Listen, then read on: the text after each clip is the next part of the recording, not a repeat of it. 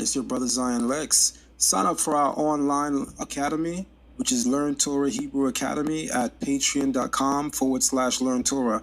There are several classes that we offer. We offer a Biblical Hebrew 101 class for beginners. We have a Biblical Hebrew 102 class for people who are a little bit more advanced. We also have a weekly Torah class. We also have our Patriarchs of the Covenant course, our Matriarchs of the Covenant course, and a bi-weekly rabbinical course. All of these courses can be found on Patreon. Again, that's patreon.com/Learn Torah. You guys were definitely in for it. It's a very invasive class. All of our classes are deeply invasive and very, very meticulous to the T when it comes to understanding the culture, the heritage, and the history of our ancient ancestors. So sign up for Biblical Hebrew at patreon.com/Learn Torah. I am your brother, Zion Lexx. Shalom and good afternoon to all. Welcome to Zion Lexx TV. We definitely have a nice special planned here today. I am joined by a Moreh in the Israelite community. His name is Moreh Vaughn Parker. Shalom, Moreh. How you doing? Shalom, Aki. I'm doing well. How are you? I'm doing well. I'm doing fine. I want to add that he's also an adjunct instructor / professor at the Hebrew Academy International, or the Hebrew International Academy, and that is quite an impressive thing in our community. And I definitely want to say big ups to you with all of the work that you do. You are a man that wears many hats. Don't let the bald head fool you out today. He wears many hats. All right, many hats. On that note, behind the scenes, you and I have had a conversation or two about the debate that I had with an individual who calls himself Vocab Malone. I want you to, open up and, share your thoughts on the overall debate and take us through this journey that you would like to show. Absolutely. So thank you so much again, Moreh, Zion Lexx, for giving me this opportunity to be on your platform to share. At the heart of who I am, I'm an educator. My kids sometimes think it's comical. They think I'm always trying to teach, even with the smallest things, but it's just who I am. So my love for academia has led me down a path of doing research over the past 17 years into the historicity of Christianity. So when I observe the debate, outside of the obvious of our brother Vocab Malone not being prepared for the debate, I also noticed some fallacies that occurred that for those who are not deep in their study of church history may miss. So when I reach out to Moreh Alex, I'm like, hey, did you know this? Hey, did you know this? Were you aware of this? And he's like, not really, but I would love for you to share a little bit more. So I'm here today just to kind of share some insights into some areas of the debate that many people may not be privy to. That is very concerning. Very concerning to the point where some of what I'm going to share today may alter different perspectives on just Christianity in a whole, and also the theological views that Vocab Malone presented. So with that, I yield back over to you, Moreh. All right, I appreciate that. I'm not one to debate people that I don't see as my equal. However, when I decide to take certain debates, if I don't see the person as my equal, meaning, in today's lingo, if I see the debate or the person as a waste of time, then what would usually make me take the debate still would be the topic. And so John Henry Clark said, I debate my equals. All else I teach. What the people watch wasn't necessarily a debate. It was a teaching moment. Vocab walked into an Israelite classroom and got schooled, for lack of, a nicer way of saying it. And a lot of people reached out to me behind the scenes and congratulated me, thanked me. They said that this guy's been a nuisance in the community for years. And, we've had people that have debated him, but the way that you dragged him, Zion, was something different. So I got messages like that. But I also got messages from people in our community that said, what a waste of time. Why debate him? Right? By debating him, we keep him relevant. Right? So what are your thoughts about entering a debate arena with a person like this. I mean, as demonstrated from the debate, he doesn't really come armed and prepared for it. We've seen that already, right? He's not the brightest light in the room, and he's more than likely not even the most tactful individual as well. On that note, do you think and agree that it is a waste of time to debate someone like him? And in fact, because he is so irrelevant, that to debate him keeps him relevant. What's your thoughts on that? So I think it's notable to highlight the fact that whenever we have an opportunity to share information, we should seize those moments. Dr. Howard, one of his philosophical approach to opportunity of a lifetime must be seized within the lifetime of an opportunity, meaning that if you have an opportunity to do something meaningful, take advantage of that. And for most of our people, it was meaningful in the sense that they got a chance to really see what the opposition brings to the table, which really was nothing. So many people know Vocab Malone as an antagonist to the Hebrew community. And this is my assertion. Let it be that to the audience. I am not alleging anything, but the tone in which he comes at our community almost begs for one to wonder if there's something deeper there. And I'll leave it at that because I don't want to be adversarial in my conversation. I want people to really understand the position that, and since he's in academia, I can use his name because I did peer review one of his papers. I subscribe to academia.edu, and I did see a paper he presented to Phoenix University, Phoenix Seminary, on justification by faith. So John Reiser, Mr. Reiser, he comes off with a tone that would almost puts him in a position where he is superior and our people are inferior intellectually, theologically, psychologically, on many different levels. The way that he approaches our community is from a superiority standpoint, which is very concerning because at the root of 4th to 5th century Christianity, it's built on the back of white supremacy or European supremacy or colonialism. So sometimes I hear the argument from some, and I get it, but it propels us to a place where we are now, where we can really dissect this openly because he was on a platform where he shared his point of view. Now it gives us an opportunity to critique his views, his opinions, his perception of the text, and give a more balanced explanation for what we believe, in contrast to what he has adopted based on his position. And he did say during the debate that he's a Calvinist. So we're going to dive into some of that today and just kind of talk about it. But to answer your question succinctly, Moreh, no, I don't think we should pass up opportunity to help our people or educate our people or opportunity to educate a different audience. Because there's some who are from his community who are going to watch, and they may get a hold of some information that they may have not heard before. Exactly. You know, again, when I pick and choose these debates, and I do pick and choose, right? I don't entertain any debate that's brought my way. All of the debates that I'm known for occur on Sonata TV Studios, also known as Sonata TV.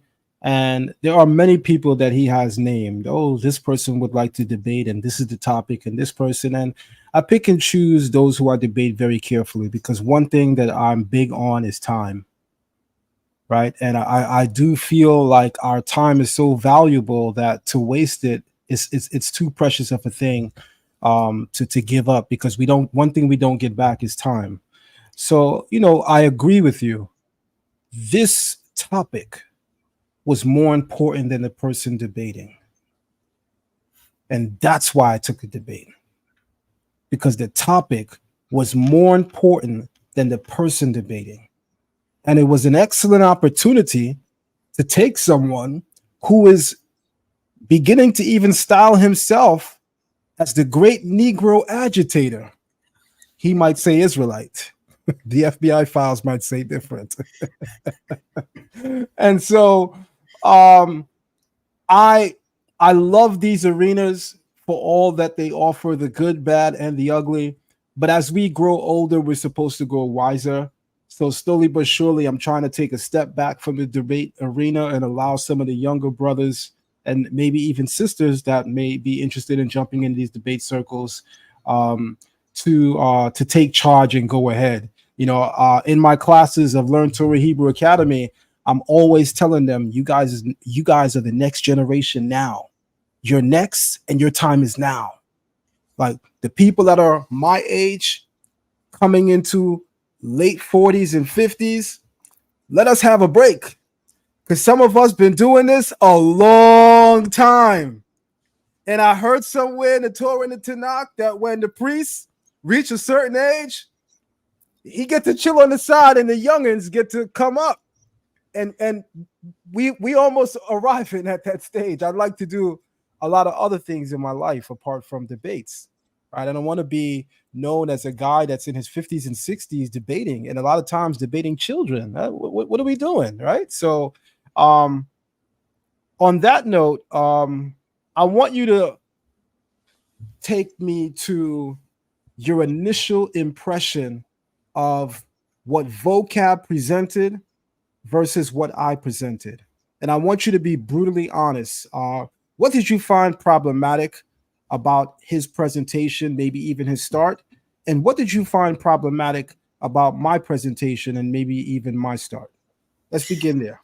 Yeah. So there are a few things that I noted as I observed the, I think it's fair just to say conversation at this point because it was not a debate, the conversation. So my analysis was at the get-go when Vocab presented his thesis statement. It took me back. I'm like, okay, did I miss the memo at some point based on the topic, what was presented in the thesis statement, which was a theological argument versus a historical argument? So the debate was supposed to be about who are the biblical Israelites today. So we're looking for the people who the Bible speaks about, and can we identify them today? That's Mr. right. Reiser, I'm sorry, go ahead, Moreh. No, I'm agreeing. I said that's right. Yeah. So Mr. Reiser took a position of spiritualizing the ideology that non-Israelites are today's biblical Israelites, which is nonsensical. And the references that he used were poorly proved text, and some of his sources were very poor. On the other hand, what you came to the debate with was to present a historical, archaeological, somewhat theological argument, more so historical in nature. That's in right. terms of who the biblical Israelites are today, that's going right. back to their ancestry, going back to what we see in the text, who was in Egypt. When we read the Tanakh, who are these people in Egypt? So when you show the murals from the walls in Egypt, that along with other sources positioned your argument to show who the biblical Israelites are today. In terms of areas of opportunities or areas of weakness, at first, I'm going to be honest with you. I said, man, Moreh and Lexx, man, Vocab just going in a direction, and he's not addressing Vocab based on the direction of Vocab was going in. Then I realized that you're utilizing a strategy not to be distracted and not to be pulled over. That's right. Into the conversation and allow him to lead you away from the topic. Yes. Because he failed to do the and I have a good feeling in terms of the why, but again, it's just a supposition.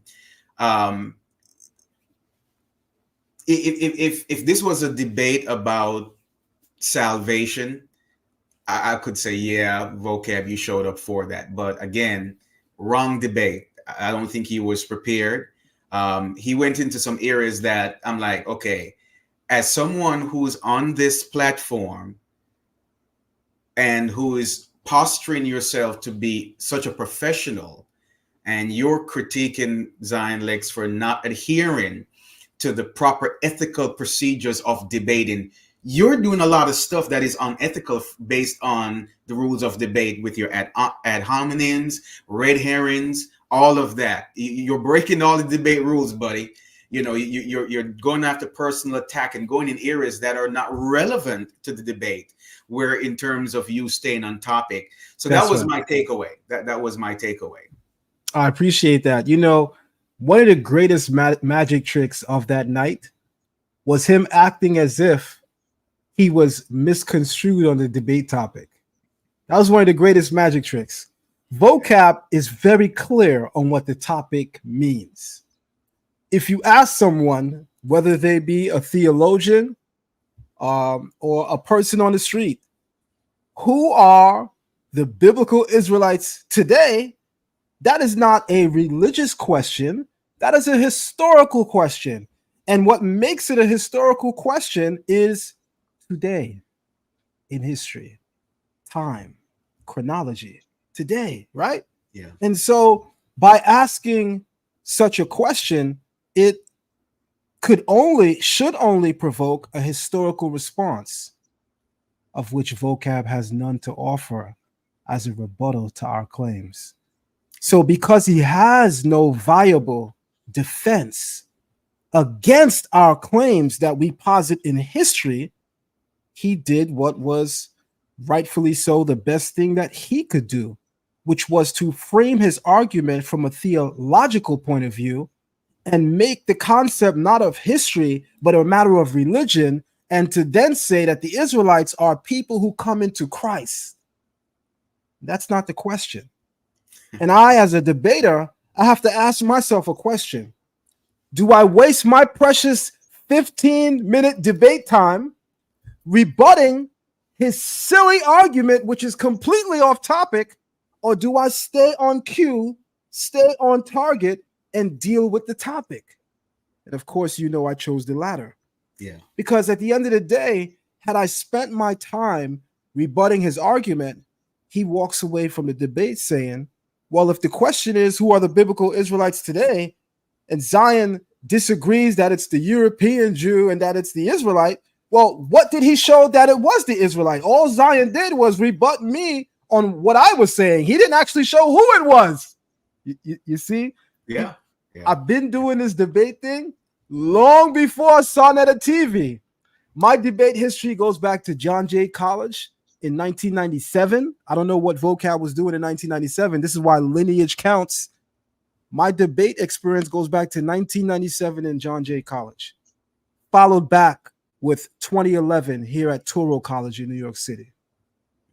Right, that's my debate training from those two spaces. We would host debates in the temple that I came from too, and I grew up in a Caribbean household. Everything is a debate.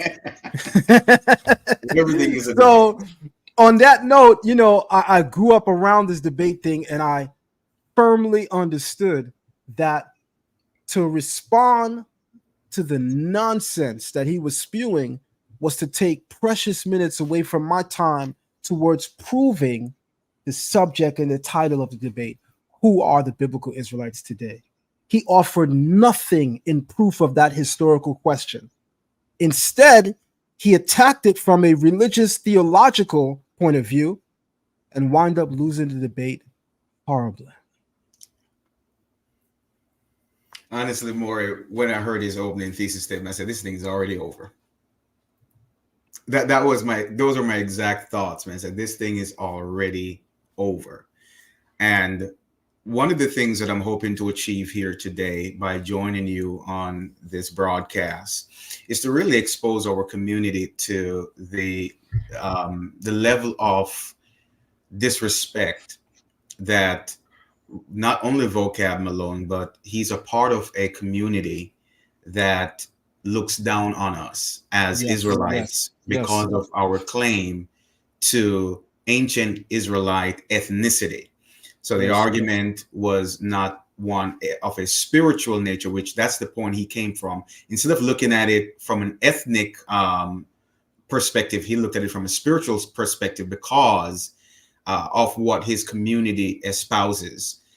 Many of you may or may not know that they host conferences to come Mm, up with strategies how to debunk the Hebrew Israelite movement, mm, how to mm. debunk the Hebrew Israelite doctrine, how to debunk the Hebrew Israelite theology. And then they've affixed this term onto that now in a negative way, to where I am extremely concerned because of how this is, the amount of momentum around it, in terms of being a Black Hebrew Israelites, almost as if they want to paint us as a hate group. And not only that, but if you adopt the truth of the scriptures and say, okay, we keep the commandments, then automatically we get bunched or put in that category. Oh, you're a Black Hebrew Israelite.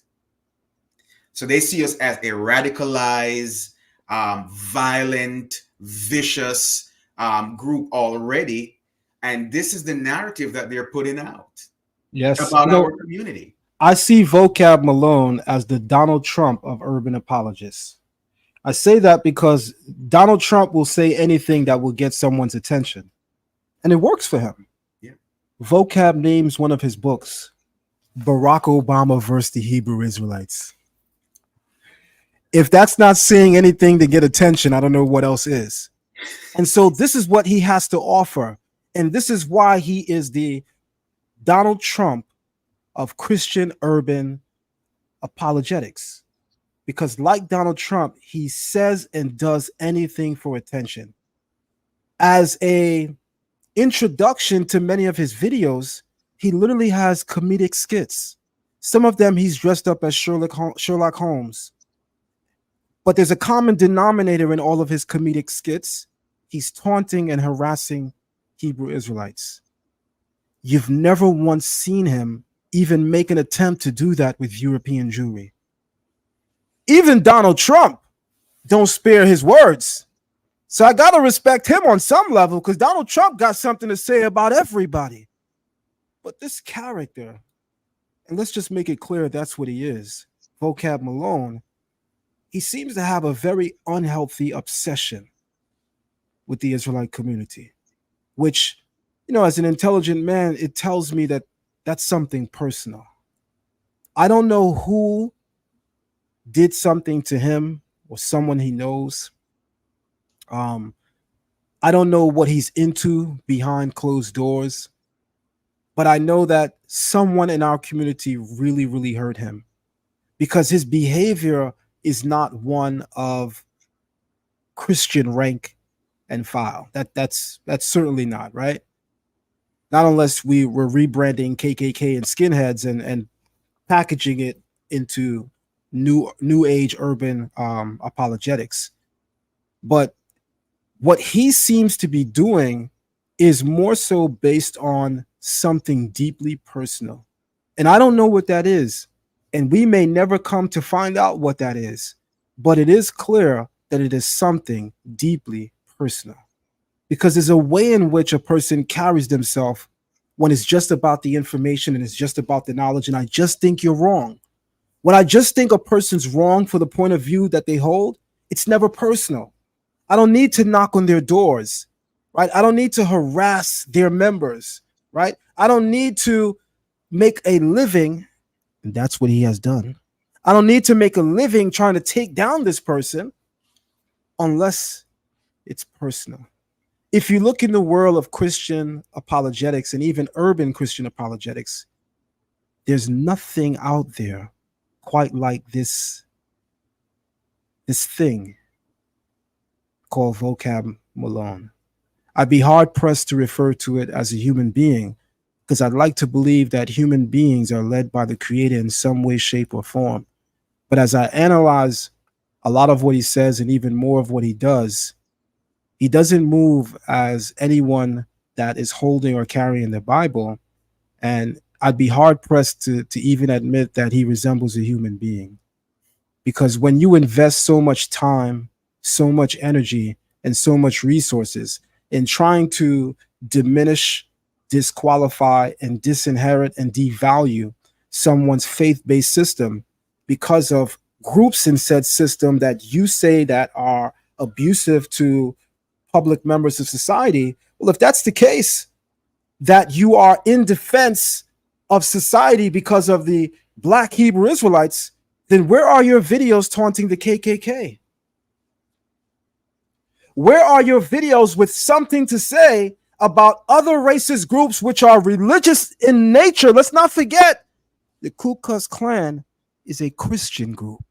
Let's never forget that. And they use Christianity to kidnap, enslave, rape, and pillage our people. Oh, yes, many of whom identify today as the Hebrew Israelites. Where is Vocab Malone's work towards that end?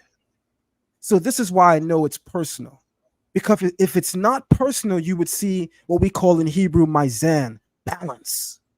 You would see him attacking all groups similar in ideology as he describes. But he doesn't do so. So it's personal.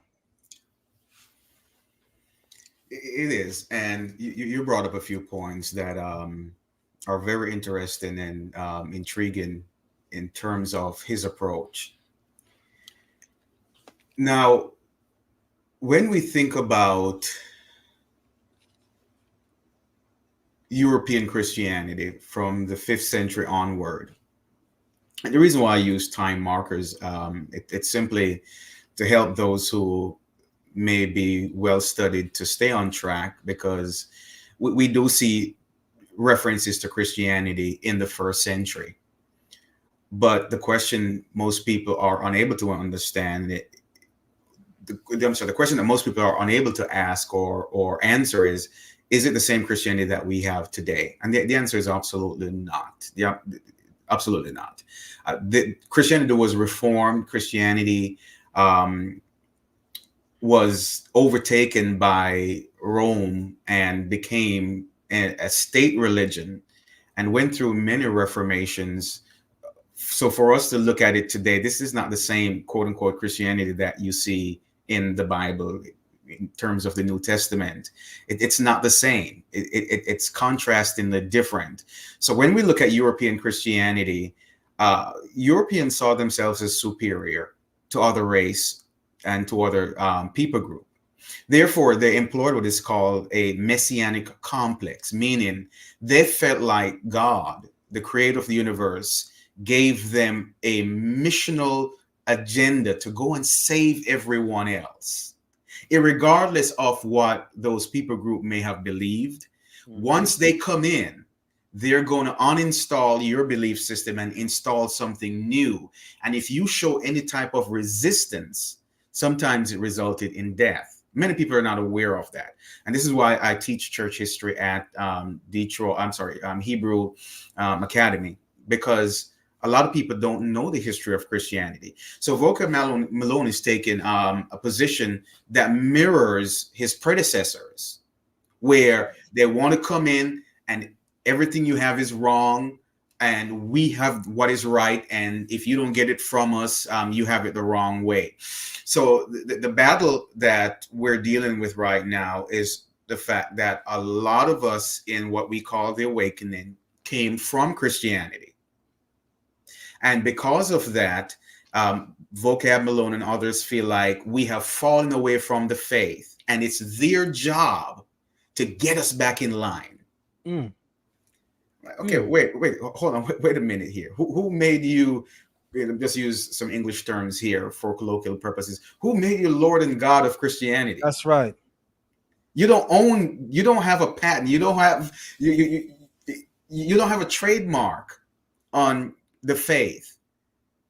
Not only that, one of the things that I find very deceptive is the fact that they don't tell you sometimes that they don't adhere to the foundational teaching of European Christianity. So when we think about Catholicism, it is seen as the establishment for mainstream Christianity. All denominations come from Catholicism within the Christian framework. That's right. So whether it's Methodist, Baptist, Episcopal, Pentecostal,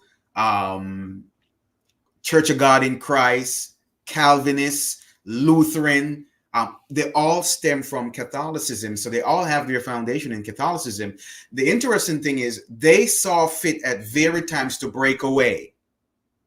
And they justify that. This is why we have the Reformation movement in the 1500s with Martin Luther and John Calvin and a few others. They're saying we don't want to be a part of this institution because it's faulty, it's flawed.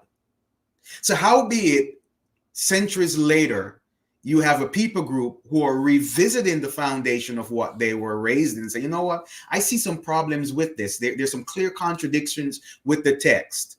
So is it that it's okay for Europeans to break away, but for people of color who want to do the same, we're wrong for doing that?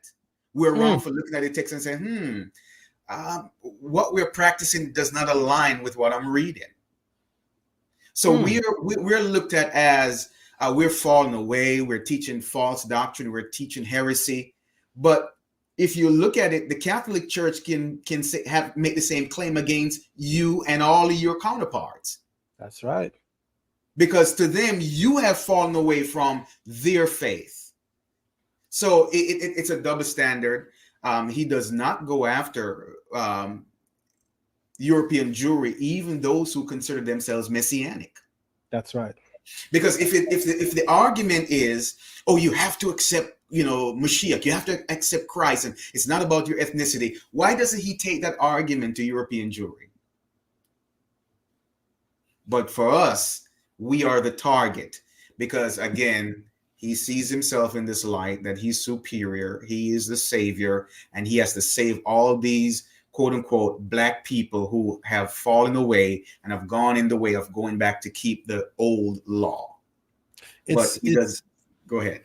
It reminds me of the racist factions of this country since the inception of this nation, America, that they've always felt that they have the right to arrogate to us what we should believe and think of ourselves. No, you're not the Israelites. Don't say that. The Israelites are a chosen people. I mean, look at your conditions. Why would you be that? No, you're not in the Bible. People that are placed in the Bible, they have a higher calling in some way, shape, or form. Why would you think that that's you? He and a growing number of urban apologists, they're the new face of racism in 2024 and beyond. Racism, like anything else that needs to exist, it has to change skin.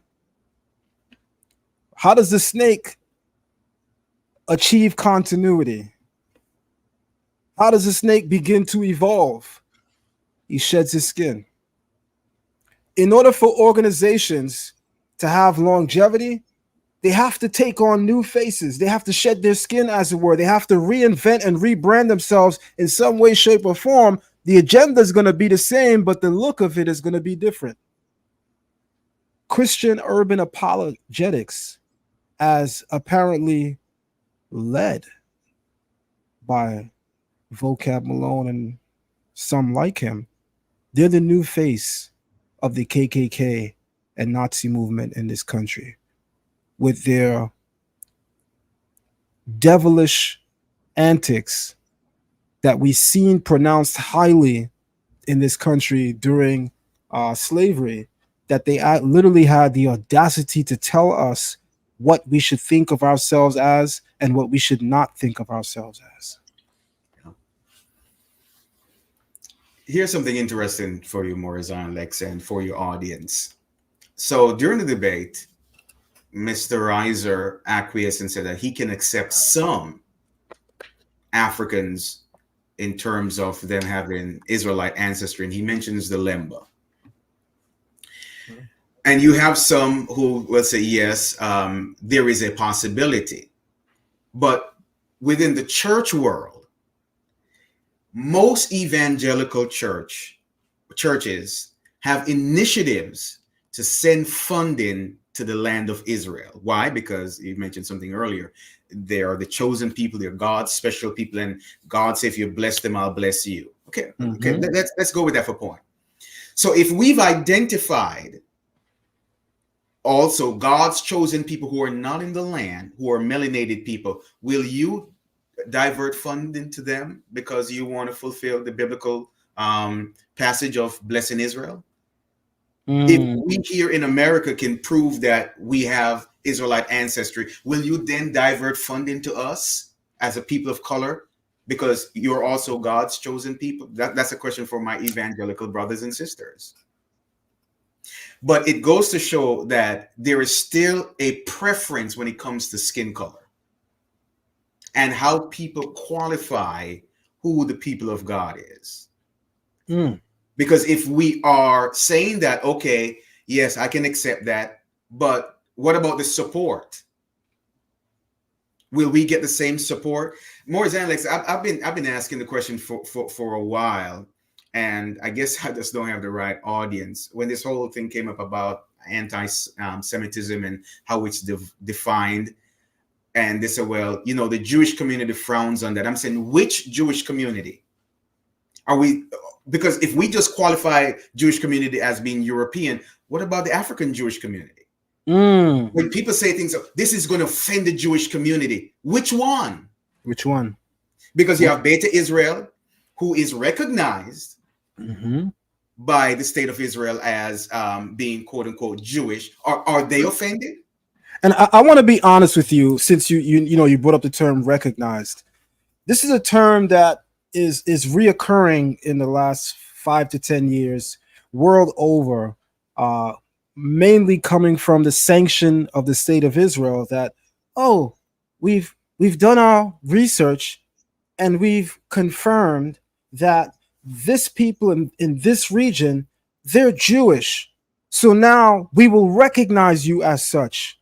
I got to tell you something, my good brother. Even that is racism. Yes, sir.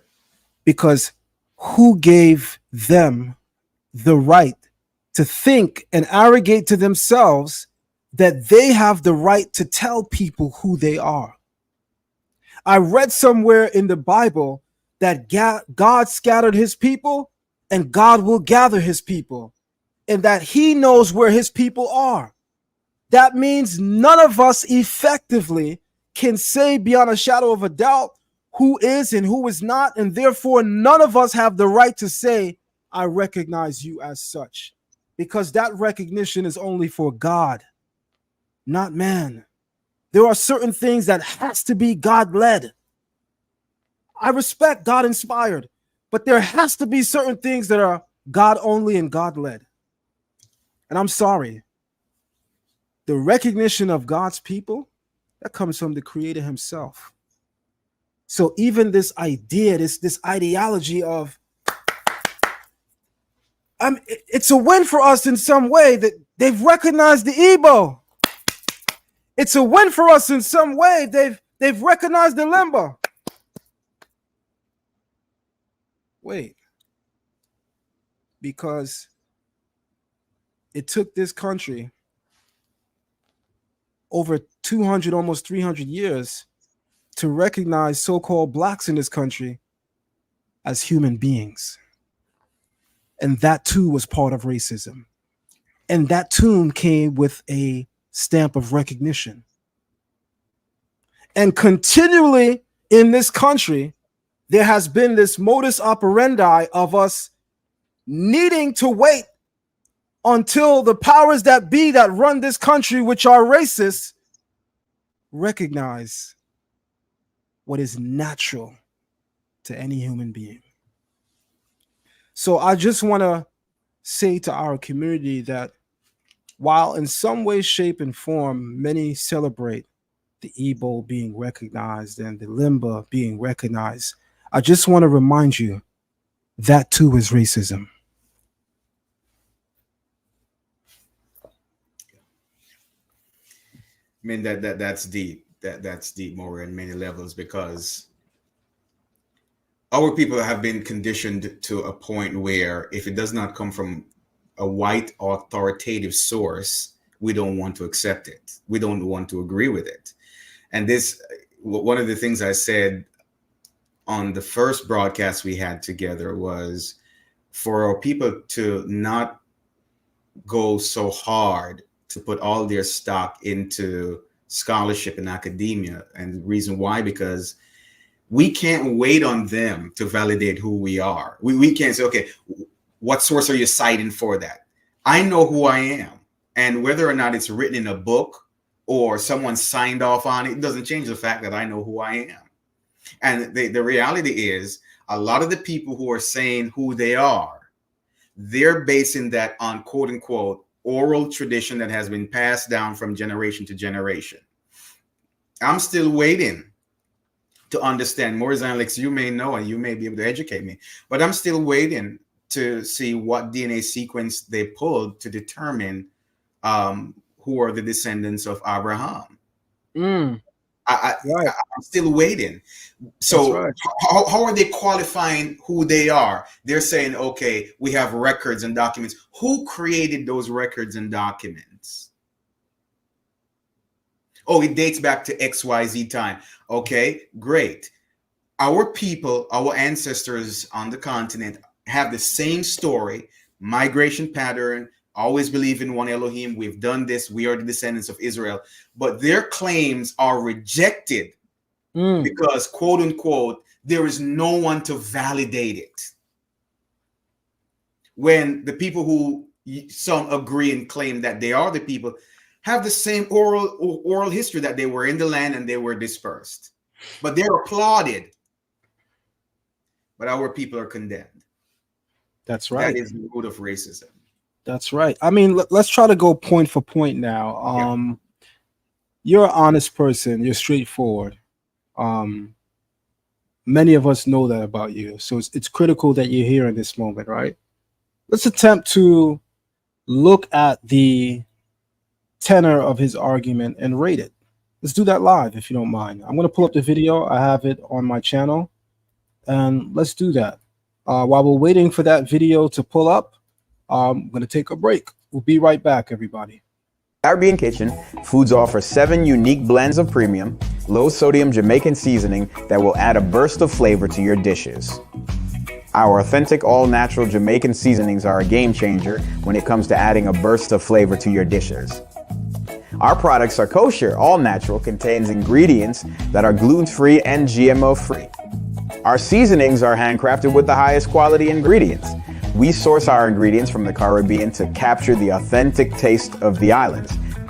Unleash your creativity in the kitchen and savor the taste of the Caribbean with our spice blends. All right. With that being said, I'm going to share my screen and, we're going to give a live take. All right. Let's do this from a place of fairness, because we don't want anybody watching saying that we were just talking and we were not actually critiquing. So let's get to it. Here we go.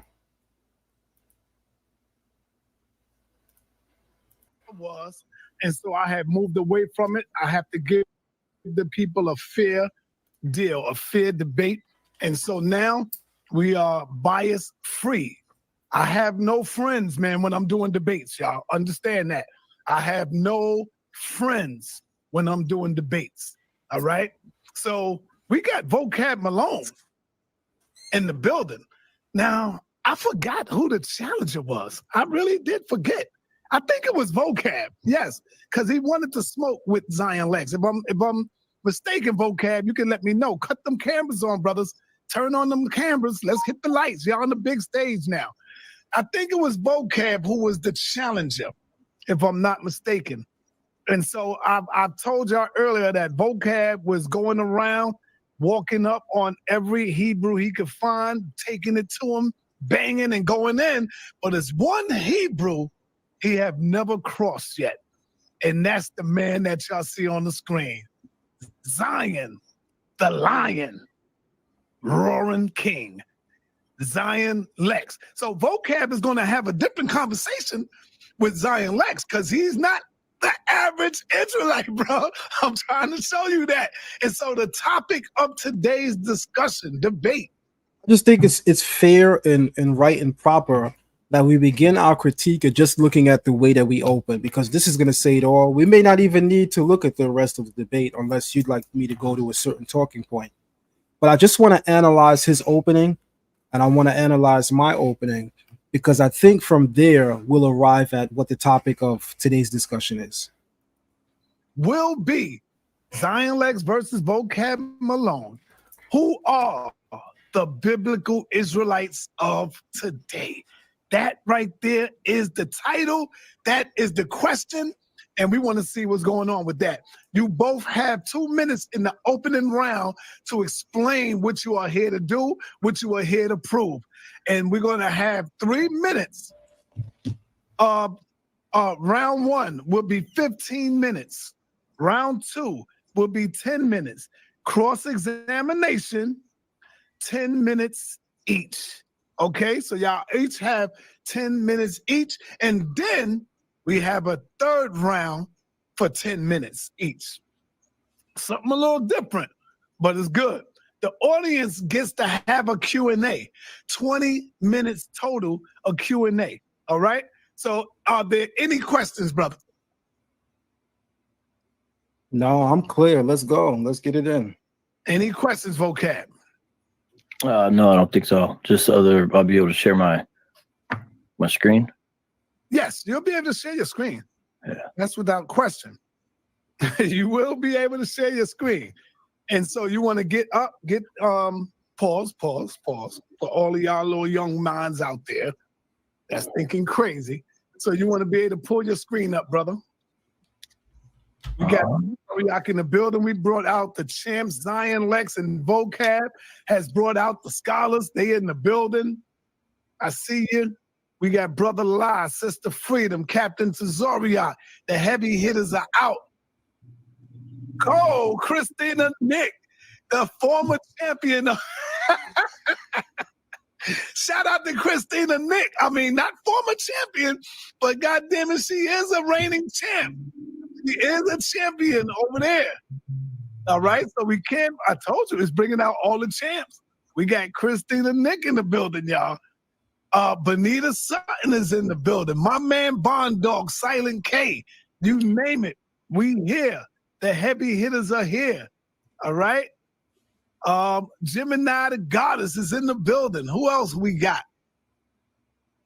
Melanated the God. Melanated God is in the building.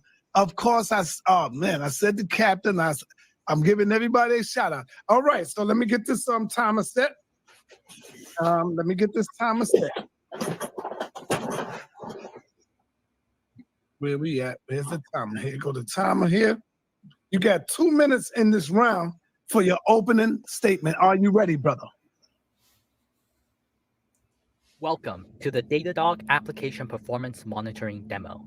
Datadog APM provides end-to-end visibility into all your critical applications. Yes. Yeah. Time will start when you start. Let's get it. All right. Excellent. I want to start off with a few important considerations. This is kind of food for thought. As we asked this question about who the biblical Israelites are. Firstly, what, according to Scripture, did Christ say he would build? Everyone think about that. If you can pause it right there, Moreh. Even if you don't hold the new All right. my bad, man.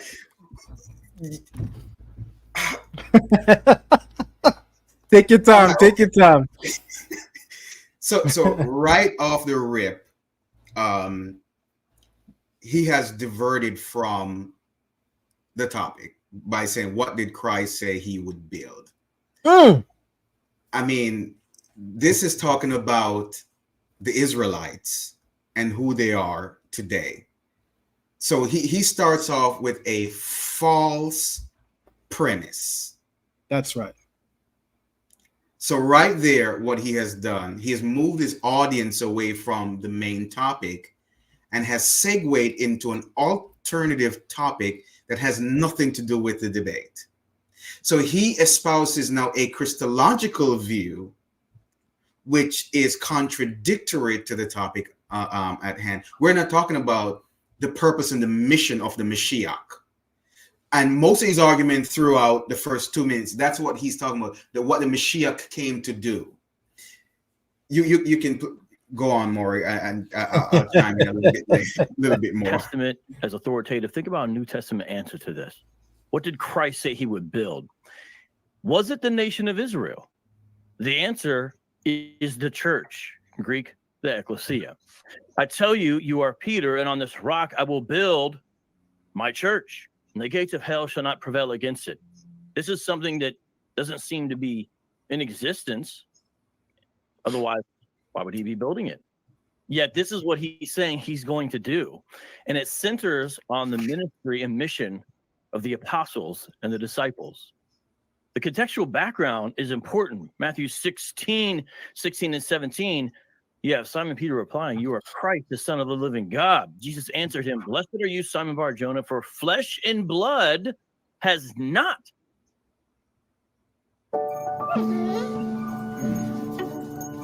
Flexible financing for vet care with Care Credit. Revealed this to you, my Father who is in heaven. Notice the emphasis there. How did he come by way of that information? Secondly, within what community is conflict now resolved? Is it the nation of Israel? Answer, the church, the ecclesia. And so notice this is after the passage we just read, because this is in Matthew 18, so that's important to understand. This has to do with church discipline and how the community self-regulates in regards to standards. If he refuses to listen to them, tell it to the church. If he refuses to listen to the church, let him be to you as a Gentile and a tax collector. The church is what Christ came to build. He's building something new. The church is the new covenant people of God. That's why conflict is resolved within that body. So when we ask who are the biblical Israelites of today, my thesis is through Messiah, the church is true Israel now and for all eternity. All right, that's vocab. Wow. All right. So first things first, Moreh Vaughn. Where are we with his beginning? Let's just rate his beginning. I don't want to critique it because I debated him, so it's on you. What's problematic about his start? So the problem with his start is that he has diverted from the topic. Actually, if this was being graded as an assignment, he would get an F because he missed the mark completely. So he scores a 0 for his intro. He's talking about the mission of the Messiah, and by default incorporates what the apostles understood in terms of the revelation of who he was. So he's more so talking about the identity of the Mashiach, the purpose of the Mashiach. And then he says that the Mashiach has come to establish a quote unquote new Israel, for lack of better terms, as a summary of what he was saying. Now, his premise is faulty for a number of reasons. So he's taking a theological approach in contrast to a historical approach. We've established that when we opened up our dialogue. But in terms of his theological view, what many people may not be aware of is the subjectivity of that. So when you look at scholarship, you have to look at scholarship from an objective standpoint or a subjective standpoint.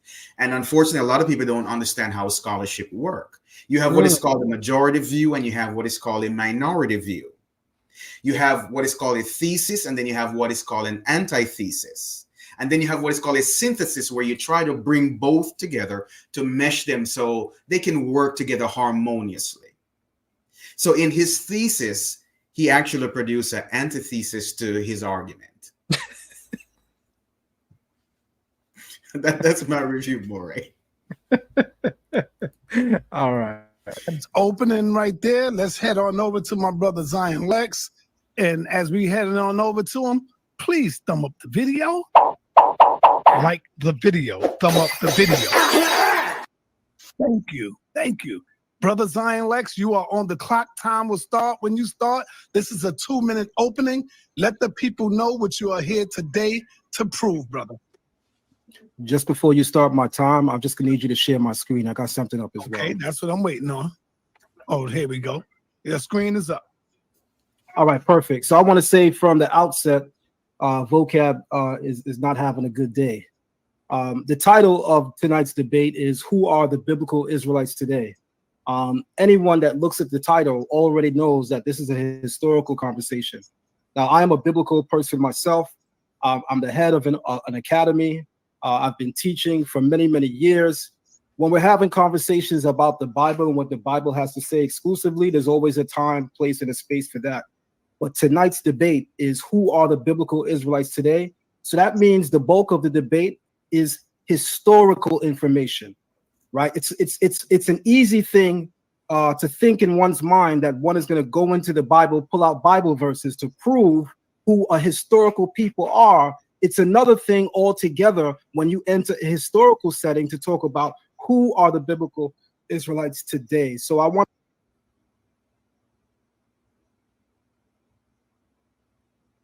Okay. What do you think so far about my opening? So what you did, you reaffirmed what the debate was about, because at this point you've realized that Vocab is not on topic, he's not on point, and you want to bring the debate back to what the intent was for. And I because I watched the video a few times, I noticed where Vocab was alluding to that he may have misunderstood, or there could have possibly been a misunderstanding in what the topic was supposed to be, or what a topic should represent. So what you've done here, you've pulled your audience back to the foundational purpose, which is to discuss the historicity of the biblical Israelite and who are they today. So in terms of your opening, strong argument to reaffirm the purpose of why we're here versus being led down a path that would not serve the purpose of educating your audience on the topic. Thank you. I want to say something that might be a little monumental in this moment, because I want everybody to just really meditate for a moment, put your thinking caps all the way on, and just think about what I'm about to say. Vocab Malone has been harassing the Hebrew Israelite community for quite some time now, for many years now, right?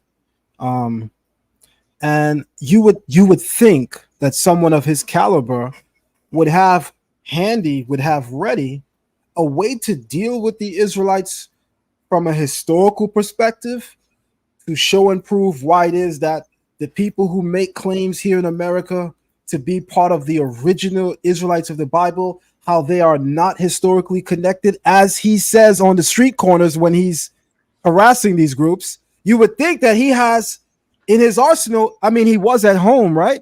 You would think he has a presentation to go for that. So at the moment that I stick on topic, stay on topic, and remind everyone what we came to talk about, he could have easily said, "Gotcha, buddy. I got a presentation for that too." I want everybody to notice he didn't. And you have to ask yourself, why didn't he do that? Why didn't he shift gears? Is it problematic to debunk Israelites' claims from a historical point of view? Surely, Vocab, when you're on the streets, you treat it as if it's a light thing.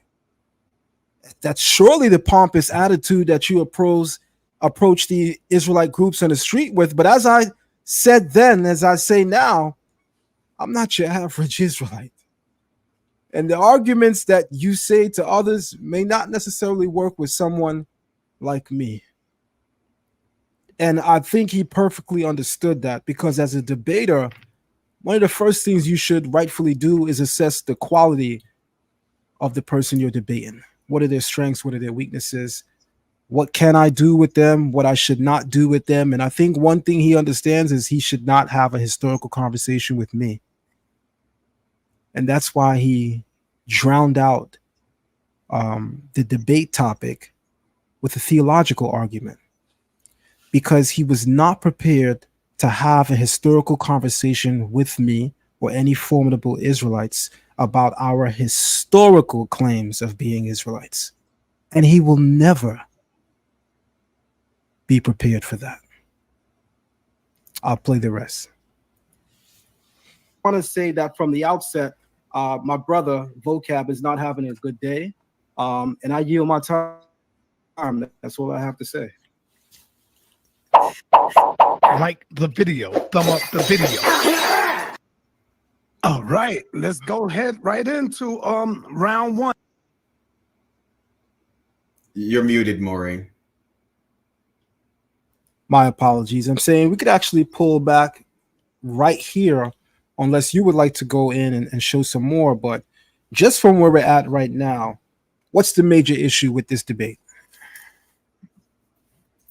So based on what we've observed so far, and for those who've watched the video, you can tell that the argument from Vocab Malone will continue down the path of a theological view where he pulls in a lot of New Testament passages. So that is the second problem with his position. Mr. Reiser's views are limited to the New Testament and discounts the Old Testament when it comes to the argument of ethnicity. He did appeal to Abraham, but again, he's writing his own antithesis because it doesn't make any sense. When we look at the Old Testament passages, when it comes to ethnicity, the Creator, the Most High, Yod He Wav He, he's dealing with a people group called Israel. And for the life of me, it seems as if Vocab is afraid to admit that. So he bypasses the Tanakh, jumps into the New Testament where he can flourish in terms of his ideology. The third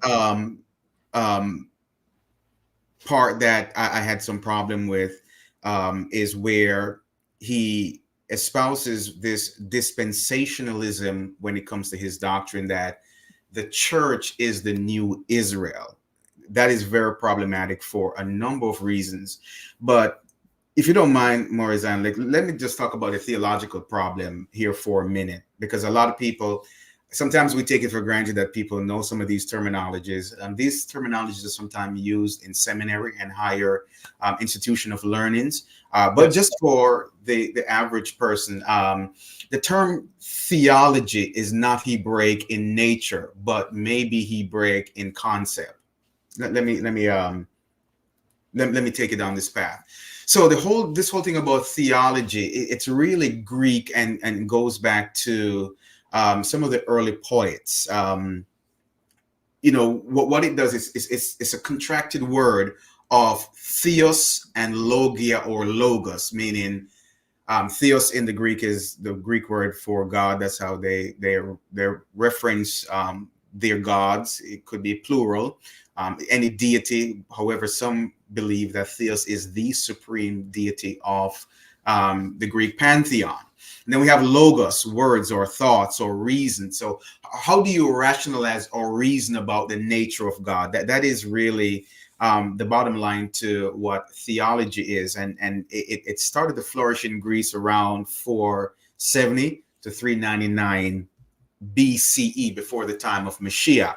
Now, the problem lies in the fact that whereas theology as a concept had its origin in the tradition of the ancient Greeks, it obtained more concrete meaning in the Christian framework and sometimes cannot be translated or transposed into other religious frameworks, for example, Buddhism or Hinduism. It does not work.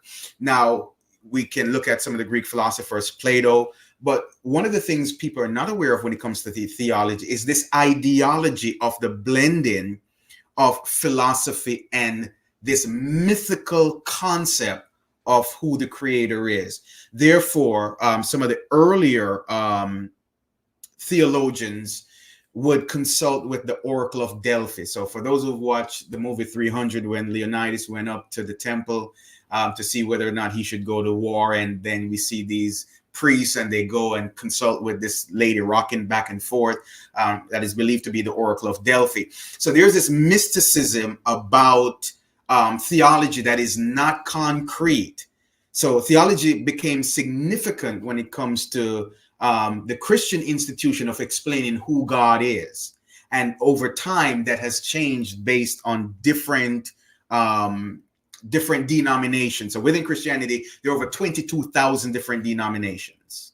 And all have similarities, but there are also differences. And some of the differences, how do you explain, how do you understand who God is? So for example, for the Pentecostal, their ideology, their philosophical view of who the creator is contrasting and different from the Jehovah's Witness. The same thing goes over to the Seventh-day Adventists, the blending over with the Baptists and different group. They all have a different understanding of how the creator works. So when we think about philosophy is just one's thoughts, opinions, views.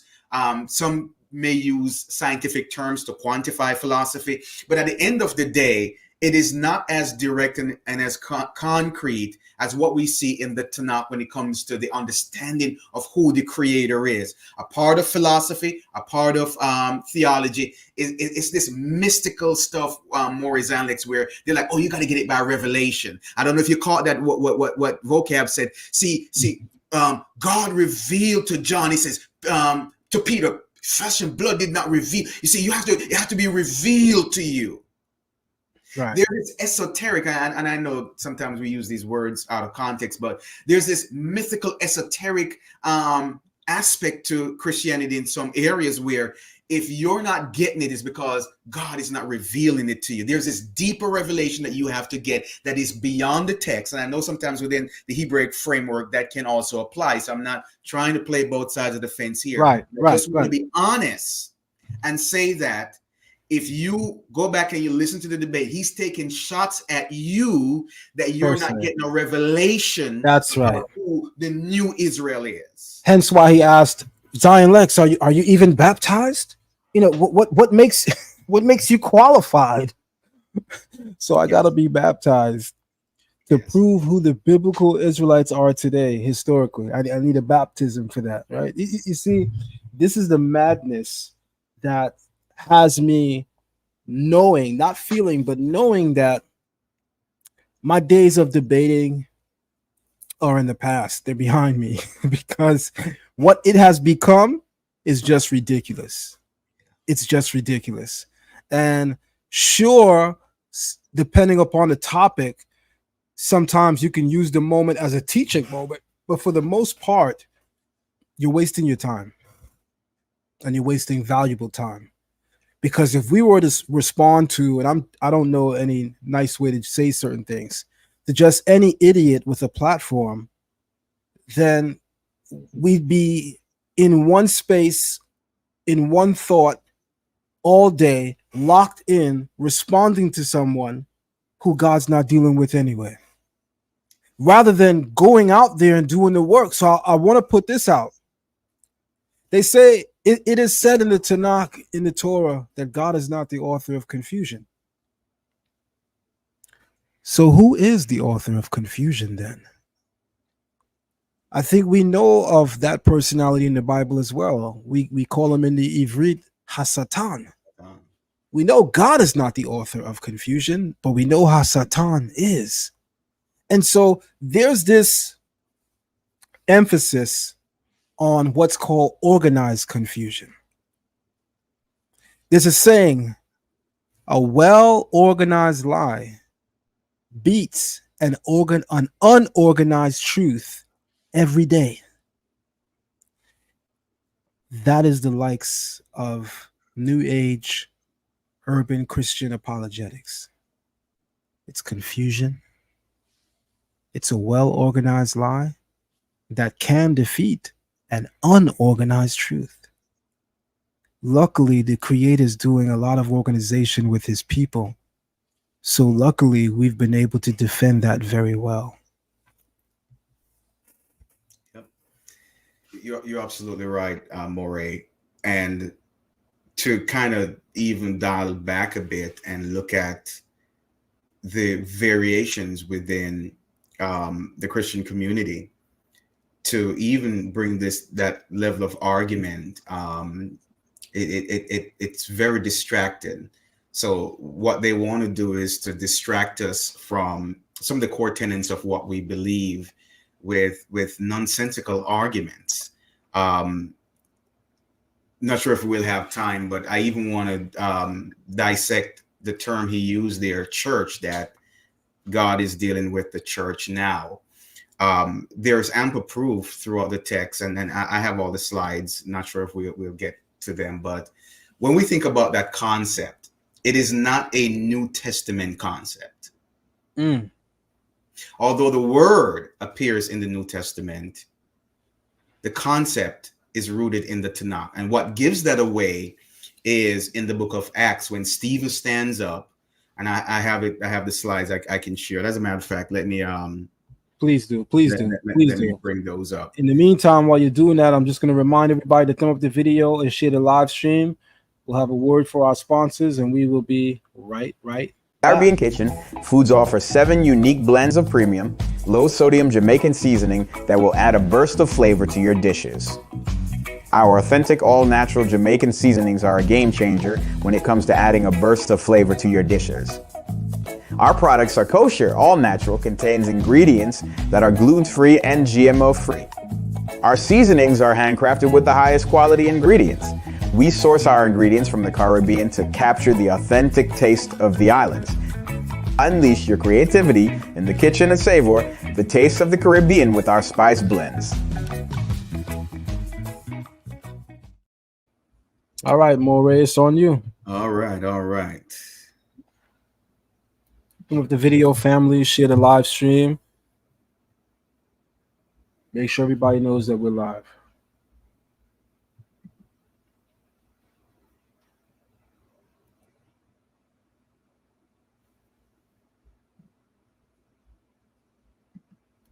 Okay, let me navigate through here. First time using, okay, from my computer.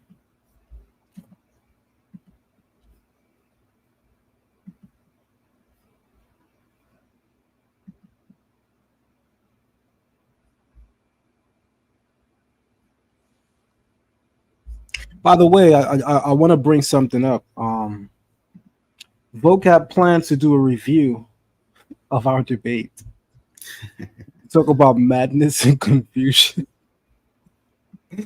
Oh my God. He's doing a review tomorrow. I don't know what time. I didn't take it serious enough to consider what time he's going live. But I do want people to check it out. Why not? Check it out. See what he has to say. I personally would be embarrassed to show that, but hey, check it out. He'll be doing a review of the debate that he had with me just last week. Okay. Can you see my screen, Moreh? Yes. The church, what, and who? Well, the screen that you have up is you and I. Okay. I'll take that down.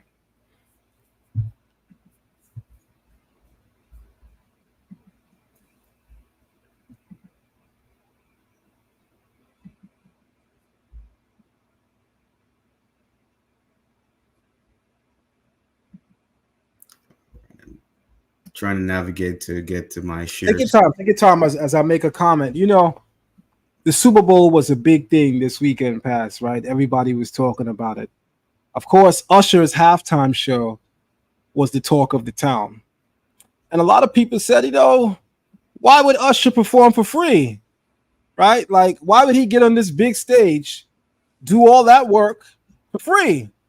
Well, it's not for free because he employed hundreds of people, right? He fed people that's connected to his camp. So you know that money trickled back down to him in some way, shape, or form. And even if he's modest enough that money didn't, he still fed a lot of people, right? But we also know that the reason why these entertainers, they do the Super Bowl is because their streaming goes up, their concert ticket sales go up. And them being placed at different arenas and being called to be here and be there, all that goes up. So it's worth it. It's worth their time. What am I saying? Vocab Malone didn't show up to debate Zion Lex. Vocab Malone showed up to get people into his church and get more people familiar with him by name. He was not there for a debate. That was clear based on what he demonstrated. What I'm saying is he came there to sell tickets.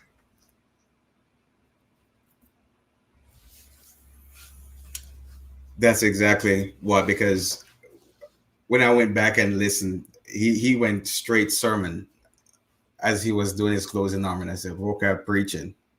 I mean, that was his objective. And again, that plays into the overall scheme of a lot of Christians. If they get an audience, they believe, okay, I'm going to go in there and at the end of the day, I'm going to preach Christ.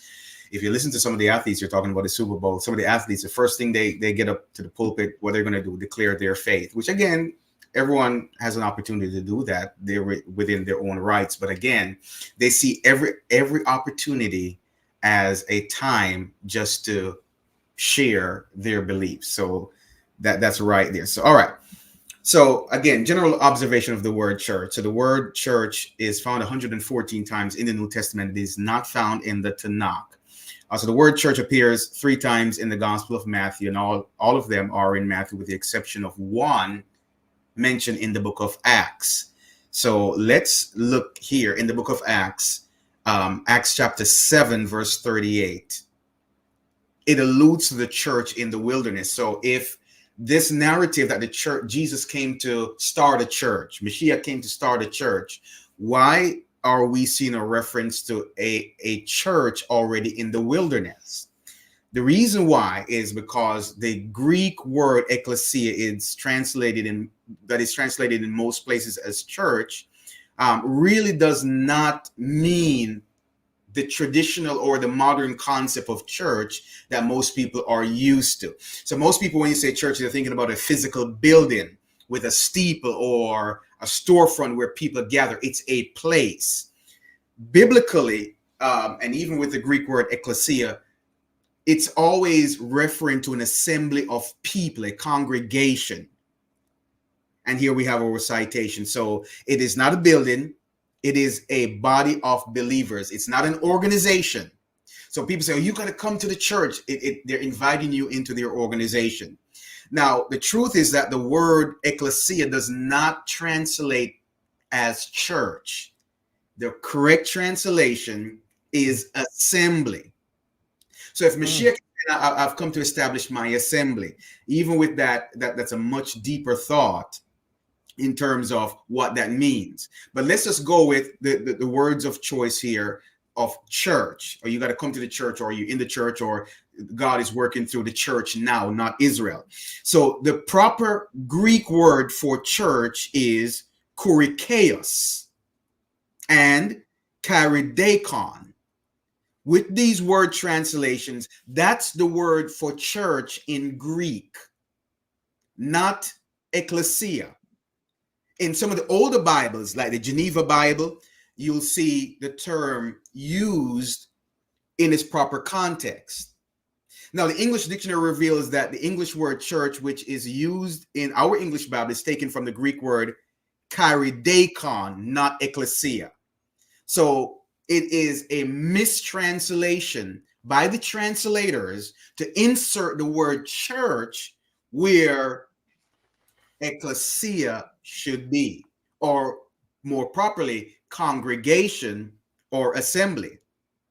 So from a Christian worldview, the translators use this word because of the influence of Christianity. By this time, Christianity had become this monumental, institutionalized religious infrastructure, and all of its factions had to give allegiance.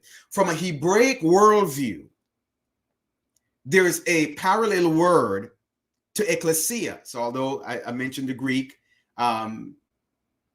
it's given the concept of something that is similar. So in the Hebrew, Strong's 1577, you can see the word using the Peshitta, Aida, and I believe it's very similar in Hebrew. So both in the Aramaic and in the Hebrew, there could be similar. I'm not a subject matter expert when it comes to the Hebrew language. That's Moreh and Lexx. But this word is what you'll find in the Old Testament. What does this mean? So when we see, everywhere we see church in the New Testament, it's alluding to an Old Testament construct as not just an assembly, but Israel as a congregation, Israel as an assembly. How do we know this? When we see Moses being instructed, he said, call the people together. And he gathered the congregation of Israel, speak to the assembly of Israel. So this is the institution that we see in the quote unquote New Testament, which is not a new concept. This is a Hebraic concept. So the word church in the Bible, for some, means a building or a religious organization. Israel was replaced by a new entity called the church. This is, the lie that Vocab Malone is telling, and a lot of his counterparts. The church is distinctively different from Israel. The church building is the house of God. So for some of us who came out of Christianity, we said, are you coming? I didn't see in the house of the Lord today. I'm going to the house of the Lord. I can't curse. I'm in God's house. Ideal from Hebraic standpoint, the house of the Lord was in Jerusalem, not around the street corner. Just want to drop that on y'all for a little bit. So the conclusion, the concept of church is the bit in the Bible is Israel. And we have all the texts here. Numbers 8:9, Numbers 20, verse 8, Leviticus 4:14. For some of you who are taking notes, you probably want to take a screenshot of this and go tell Vocab Malone that his allusion to the church is not a new entity, but it is Israel. It has always been Israel and will continue to be Israel. The fascinating thing is Gentiles were allowed to join the community. They were allowed to join the congregation. However, they were restricted in what they were able to do. So we are the assembly, the Mishpachah, the people, the Israel, you are the assembly. You are the Kehalah. If I'm mispronouncing that more, Lexx, you got to check me on it because, again, I'm not proficient in Hebrew. That's fine. That's fine. Take your time. So ideally, this rhetoric that they're pushing, that this church is a new entity and God is working through this new institution, that is a lie. The mission that the Most High has for Israel is for Israel to evangelize the world, to be a light to the Goyim, be a light to the Gentiles. So it's Israel's mandate to bring this message of salvation to the world, to bring this message of Torah observant to the world, that they may adhere. And we see throughout the Tanakh, we're going to get to eschatology in a little bit, where we see that Gentiles are allowed to come in and they're part of what is called the Commonwealth of Israel. Again, they're restricted in some of their duties. They cannot operate as the Levitical priesthood because that is based on ethnicity.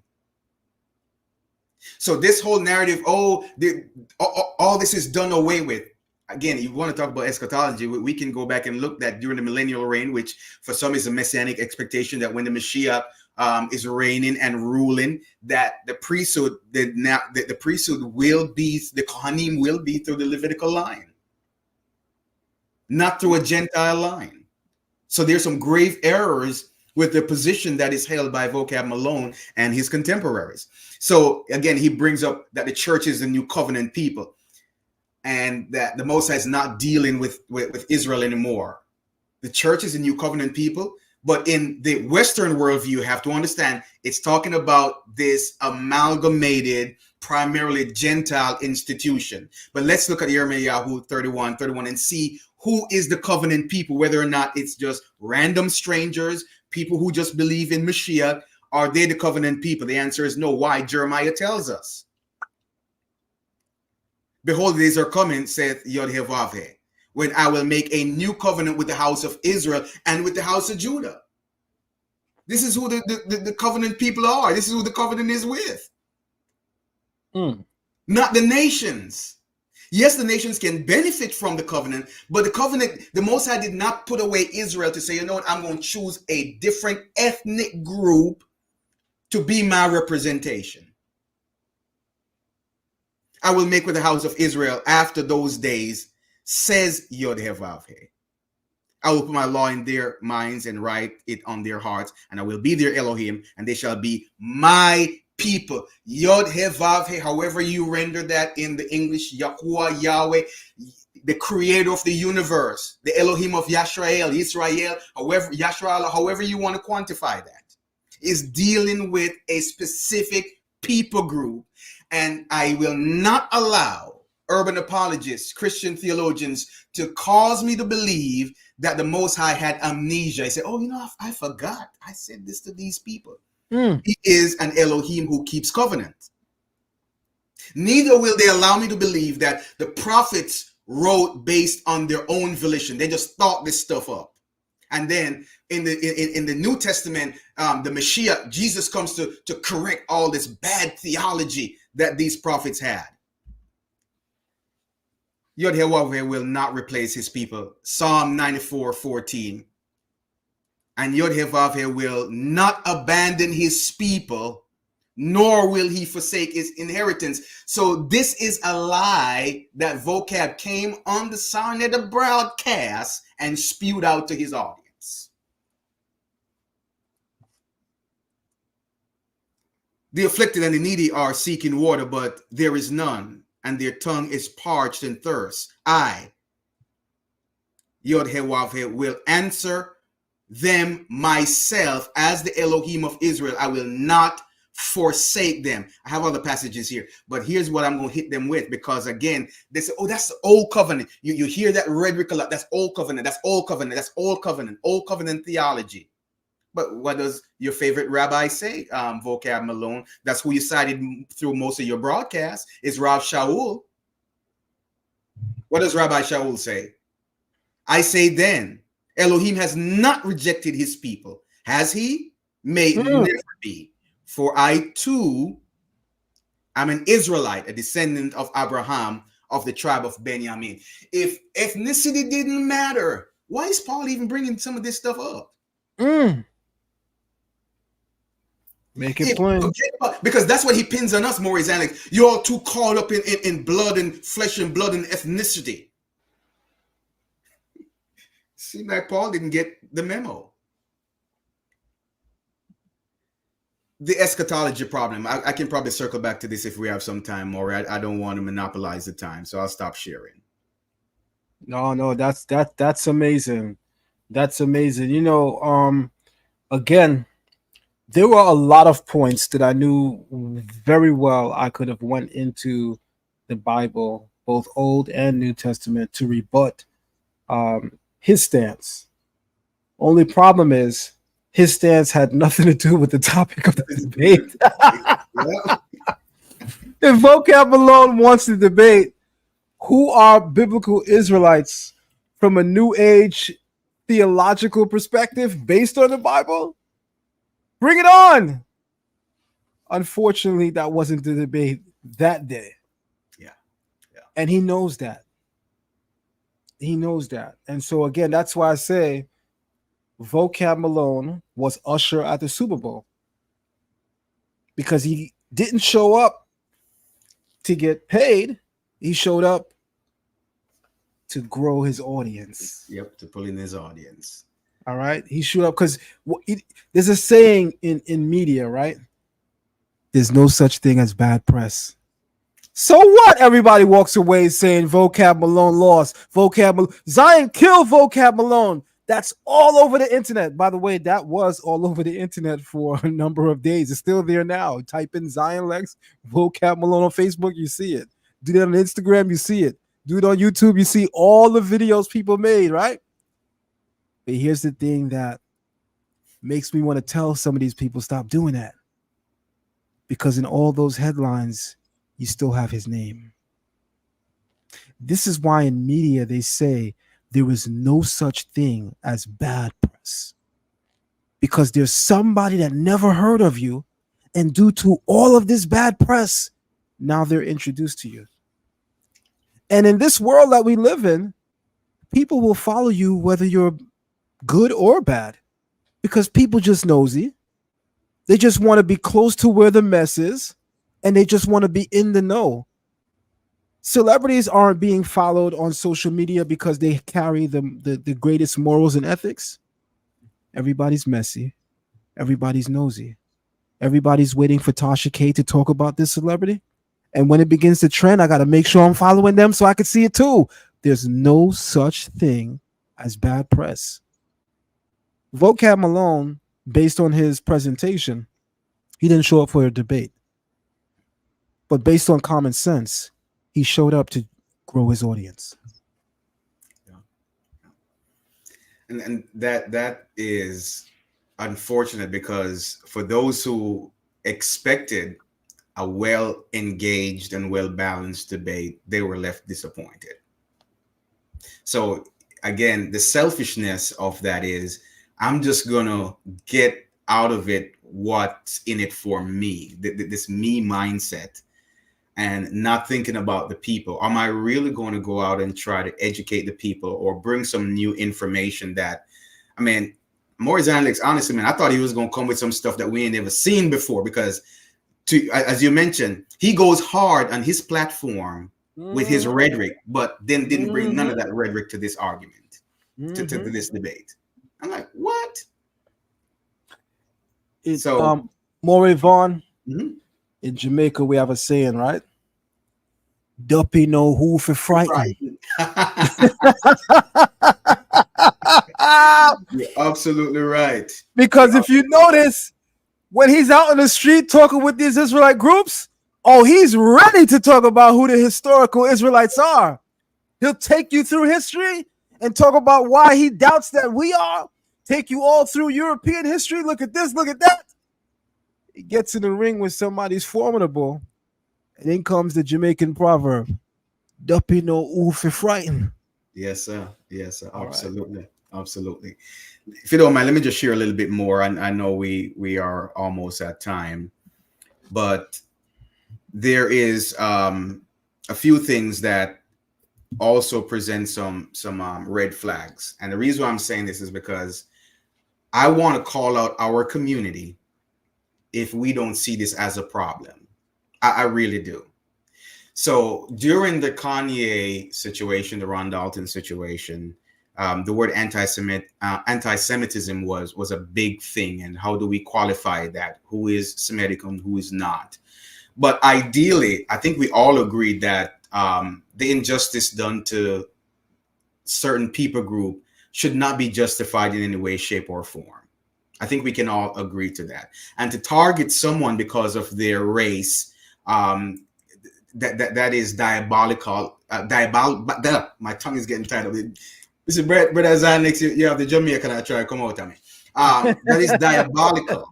That is diabolical on so many levels for you to take pleasure in the death of a people group just because of their race.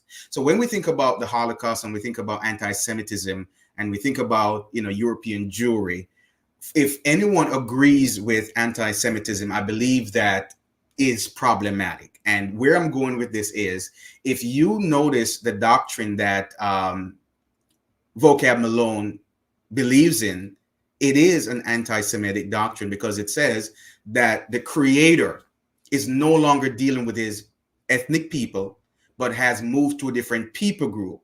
But where did that come from? And that's what I want to share with you all here. Where did that come from, and why is that so problematic? So let me get back to sharing my screen here. All right. Okay. All right. So talk about eschatology, and that's something that he brought up. It's a branch of theological study that really picked up steam mostly in the Second Temple period, as most of Israel looked towards messianic hope and the restoration of Israel. So the prophets kept hope alive that Israel would be restored. Again, Israel would be restored.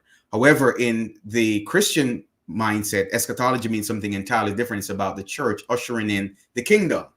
So what Vocab is subscribing to is what is called redefined, reimagined eschatology, called replacement theology. So this is a view that the church is the new or true Israel that has permanently replaced or superseded Israel as the people of Elohim.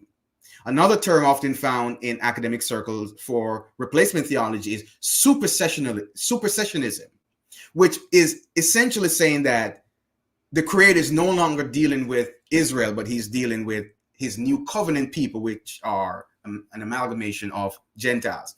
So replacement theology is a hermeneutical framework in Christian theology which posits that particular aspects of the historical people of Israel, listen to this, such as their physical lineage, land promises, and role as God's people, have been spiritually fulfilled in the Christian church and functionally replaced by the Christian church. So what they're saying here is that your physical lineage, so this is why Vocab was harping on, oh, lineage don't matter. This is where he's getting this from. So where's the foundation? The foundation of replacement theology can be traced back to this gentleman called Marcion. And for those of you who have taken my church history class and have done independent study or academic study, you'll know that Marcion was a Gentile who is believed to be a student of Paul, who became heretical and believed in the two-God theory, meaning the God in the Old Testament is different from the God in the New Testament. The God in the Old Testament is wicked, vengeful, bloodthirsty God. Yep. But That's this new God in the New Testament is this loving, kind, compassionate, European looking God. The one who gets it right. The one who gets it right. And happens to be right. God. So replacement theology carries the theological crusade to purge, listen to this, to purge the church of what he perceived to be dangerous Jewish errors and influences. So this is why, and Moreh, Alex, I don't know if you've done some studies on this, Fictus Judaicus, a coin that was used in Rome. The Yahudim had to pay taxes to practice their religion, to practice their faith. No, I'm not familiar with that. So what happened is the Christians who were a part of a lot of the synagogues start saying, hey, we're not Yahudi. We're not Yahudi. Why are we paying this? So they appeal to Rome to avoid paying the Fictus Judaicus, and they start separating themselves. They start separating themselves, and as a part of the separation, a confession was developed that upon coming to faith in Messiah, you had to denounce everything he break about yourself. I sent it to a few of my students. It's a confession where you have to denounce observing the feast days, Yom Shabbat. You have to denounce it. You have to denounce eating kushrut, based on the purity laws. You have to denounce all of that. Can you imagine? You are a Hebrew, and to quote unquote avoid persecution, avoid paying a tax, to come into this faith, you have to make certain confessions. This is why some today still see Christianity as a very negative religion because of its history. Listen to this, back to replacement theology. Later, many of these same anti-Judaic sentiments found their way into the thinking and writing of the early church fathers. Irenaeus, for instance, wrote, the Yahudim have rejected the son of Elohim and cast him out of the vineyard when they saw him. Therefore, God has justly rejected them and has given to the Gentiles outside the vineyard the fruit of its cultivation. This is found in the Ante-Nicene Fathers edition. I have the citation there. So we entered what is called an age of replacement theology, where a lot of the church fathers began to spout this anti-Semitic rhetoric, or this anti-Hebraic or anti-Judaic, however you want to qualify. It was against Israel. If we are still practicing Judaism, this is Ignatius, Bishop of Antioch, and I have a minor in Babylon theology, so I had to study some of these, but some of my professors neglected to highlight these portions. So last in the debate, Moreh Alex was mentioning that sometimes you have to read the whole book, not just a passage. In academia, you are allowed to cherry pick. You can buy a whole book and only read one chapter to support the course that you're attending. Come on, something's got to be mathematically wrong to with that. read the whole thing. So while within Christianity, the foundation of Christianity is built around the church fathers. Some of these church fathers hated Hebrews, hated the Tanakh, because again, in their mind, this new Christian God named Jesus has come to liberate them from the burden of the Old Testament God. But listen to what Irenaeus says. For if we are still practicing Judaism, we admit that we have not received God's favor. It is wrong to talk about Jesus Christ and live like Jews. For Christianity did not believe in Judaism, but Judaism in Christianity. These are the fallacies that Christians adhere to. Epistle of Barnabas, chapter 4. Take heed to yourselves and be not like some piling up on you sins and saying that the covenant is theirs as well as ours. It is ours, but they lost it completely just after Moses received it. Origin of Alexandria. You may thus assert in utter confidence that the Jews will not return to their earlier situation, for they have committed the most abominable of crimes in forming this conspiracy against the Savior of the human race. Hence, the city where Jesus suffered was necessarily destroyed. The Jewish nation was driven from its country, and another people was called by God to be the blessed election. This is where Vocab Malone is getting his theology from. This is very problematic. And here's the source: The Root of Christian Anti-Semitism by Malcolm Hay. Listen to what John Chrysostom says, and this is a celebrated Christian pioneer and missionary. Moreh, Lexx, you go to seminary, oh, they make this guy sound like he's the best thing since sliced bread. Voice. Dice and slice it. Listen to what John Chrysostom says.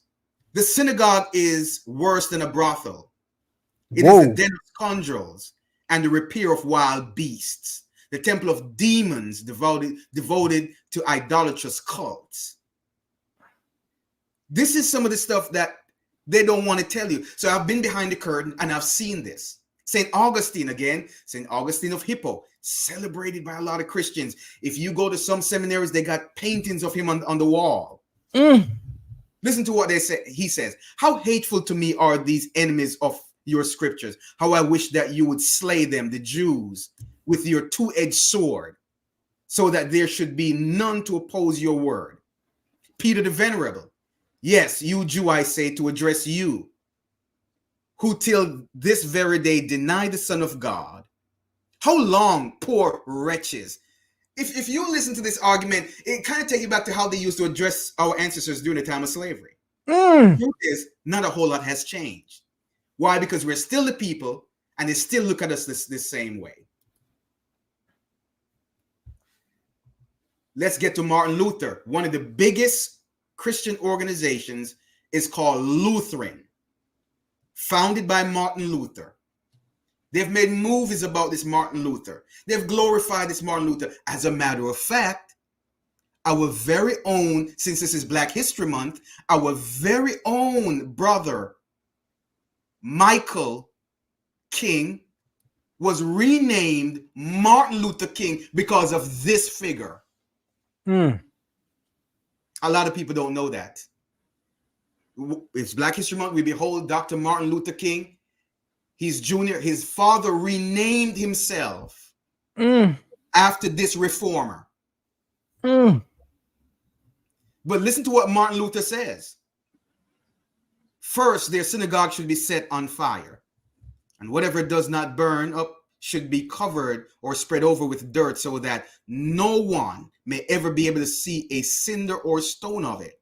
And this ought to be done for the honor of God and of Christianity, in order that God may see that we are Christians and that we have not wittingly tolerated or approved of such public lying, cursing, and blaspheming of his Son and his Christians. Secondly, their homes should likewise be broken down and destroyed. What kind of Christian stuff is this?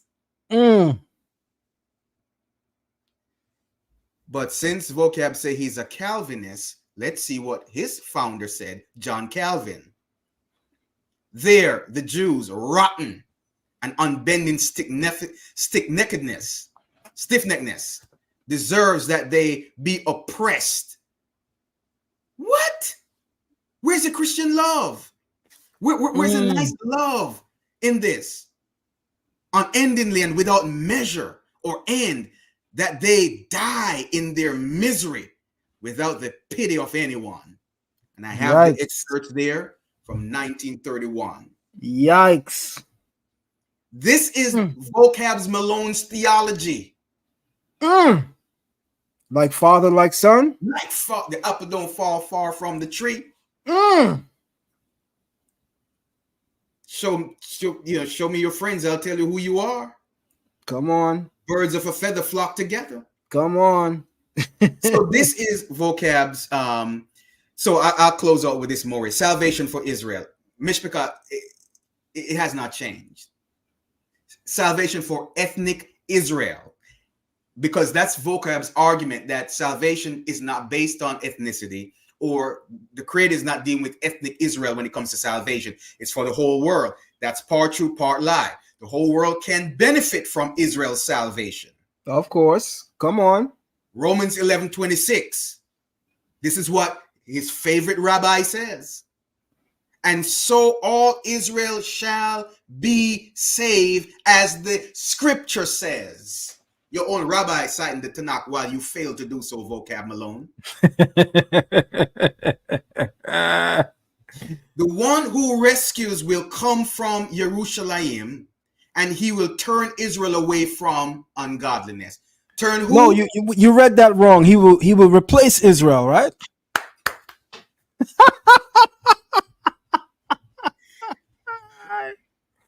Listen, man, the stuff that they come up with, again, the root of it is theology, which is mythical and mystical. No rhyme or reason.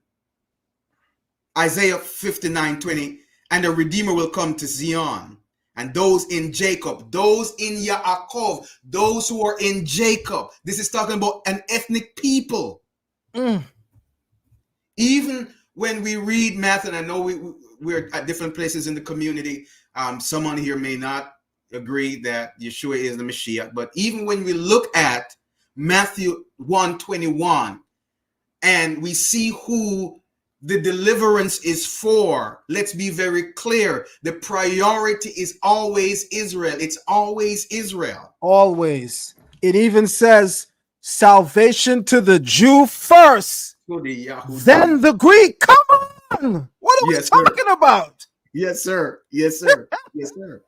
So this is where we find some of the problems with Vocab's argument, with his position, with his entire dialogue, or more so monologue, because one, false premise.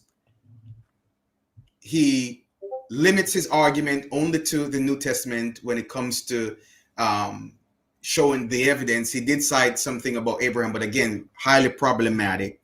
But we have to be honest in looking at his argument and looking at the deeper issue, which it's anti-Israelite view.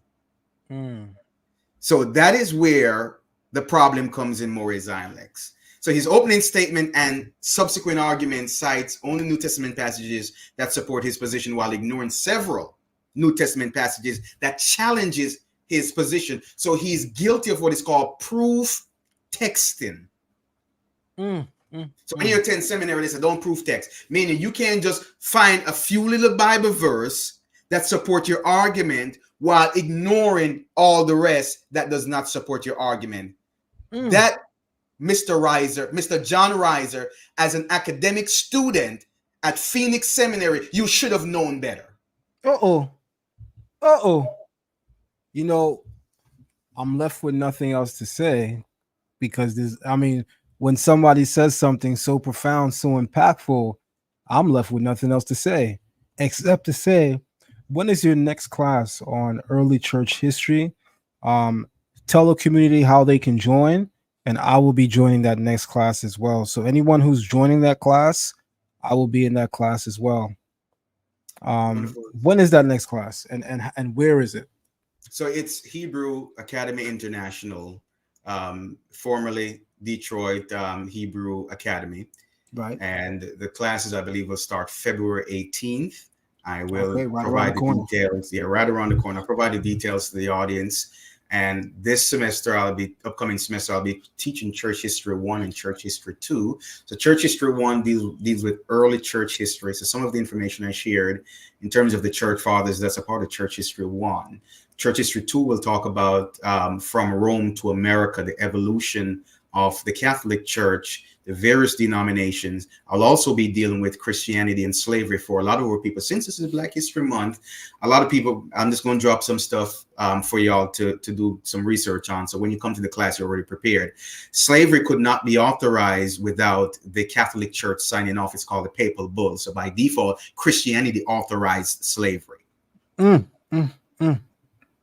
Number two, a lot of Christian churches were the largest organizations or enterprises that owned slaves. The Christian church, the Baptists being number one. The reason why the Baptists split, because the Southern group wanted to maintain their foothold on regulating slavery, while others did not. On Sunday morning, while some of our people were told to go to church, the slave masters were having conversation who was going to be sold to which plantation. Christianity was used as a tool to numb the minds of the enslaved people, because Willie Lynch noticed that if they're just cutting off their limbs and hanging them, they're losing precious commodities. So instead of physically lynching them, they did what is called a psychological lynching, where our people were coerced into accepting Christianity. So all that's going to be in Church History 2. So again, you can go to the website. It's Hebrew Academy International. If you type it in, it will come up on Google, and you'll get the details for our Church History class. And make sure you look for Moreh, Vaughn, Parker as you go through the list. There are several teachers there. Shout out to the president. Much love. I've been knowing them for a very, very long time. Dr. Howard, his wife, Tawana Howard. I mean, to go from this is the Detroit Hebrew Academy to the International Hebrew Academy, or the Hebrew International Academy, speaks obvious volumes. They've left the city of Detroit. It's too big now. They're doing a lot of amazing work. Shout out to them and you guys for helping to make this knowledge available as much as you can. And I definitely will be joining on. I've taught when they were known as the Hebrew Academy of Detroit, and I'm looking forward to being a student under this particular class here. I really, really enjoyed what you had to share.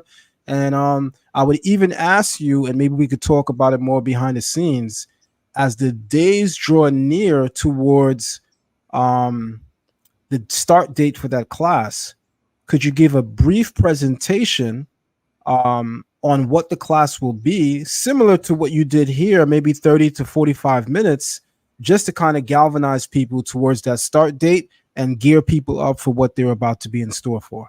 Absolutely. Most definitely will do that, Moreh. And as always, man, it's such a pleasure. I'm just honored to be a part of what you're doing. And you've been such a blessing to the community. The information, the people you've had on, I enjoyed the build with Dr. Brown last night. I remember when he was on the opposite side in terms of his understanding of who or what is considered African Jewry. And I know some people do not like that term, but right, it is a term that is used, European Jewry and African Jewry. He has now accepted most of that, and just great build. What you're bringing to our community is so valuable. Honestly, I don't think there's a platform that is putting in the amount of work that you're putting in to help our community. I'm thankful. All praises to the Most High. We are all doing work nonetheless. I am thankful for being included.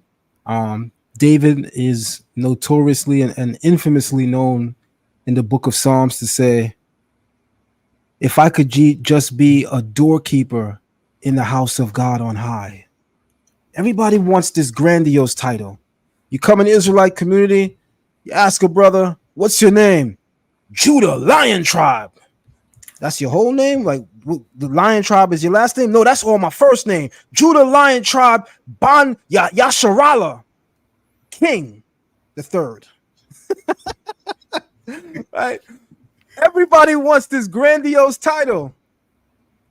My teacher told me, think long and hard about your title. Think long and hard about your name. And he said, I'll give you a hint. Be humble when you name yourself. So I said, thought about it, went through the book. First Chronicles chapter 5, verse 15. Avdiel, servant of God. I said, that's me. Because that's all I want to do. Whether I'm the doorkeeper, whether I'm the guy that's cracking wood, whether I'm the guy that's holding up the foundation, whether I'm the guy that's pouring water, I just want to play my role in serving God. When we come into the community with that energy, God naturally elevates us. Problem is, too many people come in the community with no effort, little to no work, with titles that self-elevate them, and they usually wind up becoming, another Jamaican proverb, an iron balloon. What happened when you release an iron balloon in the air? Yeah, it started off high, but it's going to fall and it's going to hit something nasty. In Jamaica, when somebody's career look like it's going somewhere and then boom, they call you an iron balloon. Don't name yourself in this community along the lines of becoming an iron balloon. Be humble. If you are humble, God will naturally elevate you to where he wants you, not the other way around. On that note, you're our guest of honor. Close us out. So as always, family, we take great pleasure in preparing to share information with you that will elevate you in some way, shape, or form. I'm really praying that something that I've said here today has inspired learning for you to think deeper and harder, and for you to be a little bit more critical in how we carry ourselves. I mean, I looked at that debate, and honestly, I reached out to Moreh. I said, I don't know how you did it. Because that would have brought out probably the worst in me, because I don't like when people play games. But what Moreh Lexx has demonstrated is this fortitude to be committed and not allow your adversary to distract you. So family, as we part ways, don't be distracted. A lot of the tactics that are used by some of our Christian brothers and sisters, it's not in the right attitude or spirit in terms of them trying to help us, but they're doing it for nefarious reasons because there are other spirits operating. Moreh Lexx alluded to that. So the creator is not the author of confusion. And then he asked, if the creator is not, then who is? Hasatan has an agenda against Israel. It's throughout the text. And that has materialized in various ways, shapes, and form. We read in Psalm where the adversaries of Israel said, let's cut them off from being a nation. They want us divided. And they're pulling out all the stops so that they can keep us divided. Because if we unite as a people, we will be a force to be reckoned with.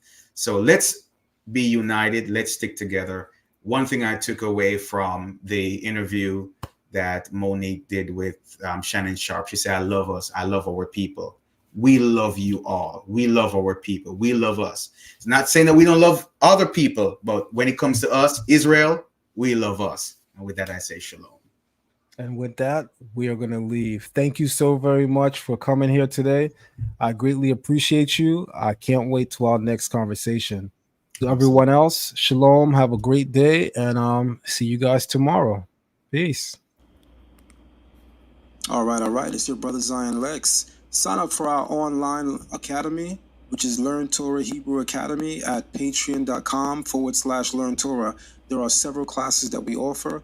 We offer a Biblical Hebrew 101 class for beginners. We have a Biblical Hebrew 102 class for people who are a little bit more advanced. We also have a weekly Torah class. We also have our Patriarchs of the Covenant course, our Matriarchs of the Covenant course, and a bi-weekly rabbinical course.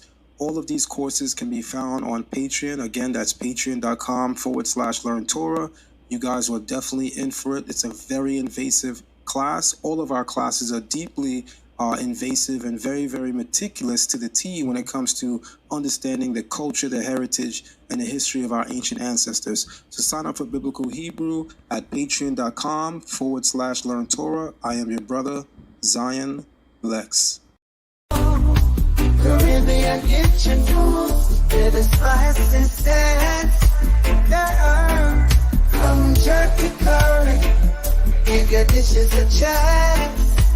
Oh, seasoning so vibrant, like a tropical breeze.